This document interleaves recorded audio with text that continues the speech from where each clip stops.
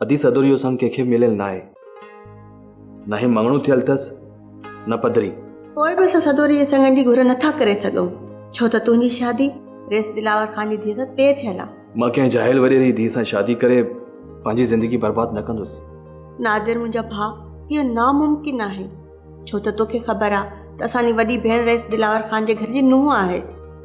जेकॾहिं तूं रेस दिलावर ख़ान जी धीअ सां शादी न कई न त असांजी भेण जी ज़िंदगी तबाह थी वेंदी। कुझु सम्झण जी कोशिशि कर मुंहिंजा भाउ, कुझु सम्झ।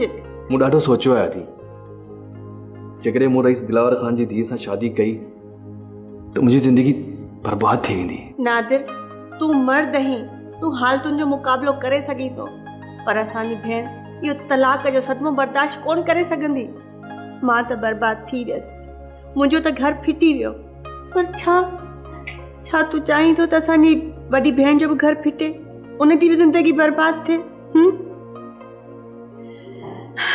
सदाईं भेणूं ई भाउरनि लाइ कुर्बानी ॾींदियूं आयूं आहिनि, पर हीअ कुर्बानी तोखे ॾियणी पवंदी। अदी तूं असांजी भेण न पर माउ आहीं, तुंहिंजो हर हुकुम अखियुनि ते, पर इहो हुकुम तोखे मञणो पवंदो। इन लाइ भले तोखे केतिरी बि तकलीफ़ बर्दाश्त करणी पवे। बाह पाणी मिली सघनि था, ज़मीन आसमान मिली सघनि था, पर तूं कंहिं ॿी औरत सां शादी नथो करे सघीं, सम्झई?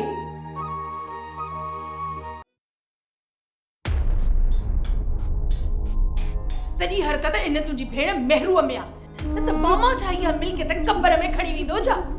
इहा मामा जा कन भरण छॾींदी त कुझु थींदो न पाण घर कयई न ॿाहिरनि खे घर करण ॾींदी। भागी कंहिं जाइ जी मां त इन मां अड़जी वई आहियां। ॿुधे बि अथो या ईअं ई पई थी मां मथो हणां। ॾाढो थी ॻाल्हाए, मथे में सूर कोन थो पवे। ये ॼाड़ी सूर नथी करे जेका हीअं कुतर जे मशीन वांगुरु थी ज़बान हलई। होश कर, ख्याल कर, कुझु शुरू थी थिए त बस ही नथी करे। तोखे सच थी चवां, तॾहिं थी बाहि वठई।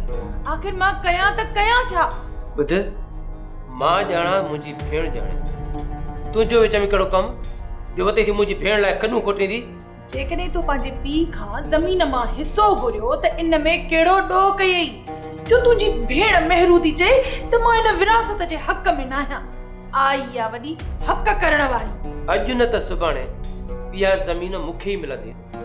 इन जो वारिस मां ई आहियां। अधी मेरू खणी छा बि करे छा थी पवंदो? अधीअ खे हिसो कोन मिलंदो। ग़लती न कर, इहा ज़मीन सिर्फ़ ऐं सिर्फ़ मुंहिंजी आहे। जेसी ताईं इहा महरू जीअरी आहे न, तेसी ताईं तव्हां भाइरनि खे कुझु बि कोन मिलंदो। छो जो मां तव्हांजे ख़ानदान खे चङी तरह सुञाणा। तव्हांजे ख़ानदान वारा न्याणियुनि खे रखंदा आहिनि अखियुनि ते ऐं पुटनि खे पेरनि हेठां लताड़ींदा आहिनि। उहे बि शुक्र आहे बानू, माउ पीउ जे पेरनि में जन्नत हूंदी आहे, जन्नत। पीउ भली पियो पेरनि में लताड़े, इहो बि भाग अथई चरी, भाग। भली भाग हुजई, पर मिल्कियत मां ज़री बि कान मिलंदई। हिकिड़े खसीस 1000 रुपए जे लाइ बि पीउ जे अॻियां हथ टंगणो पवंदो अथई न। बाऊ मुंहिंजे हथनि खे ॾिस, तूं ते रहम कर। चए त मां वेहां जा वञा हलियो? न तव्हां छो था वञो? मां ई हली वञा थी, बस।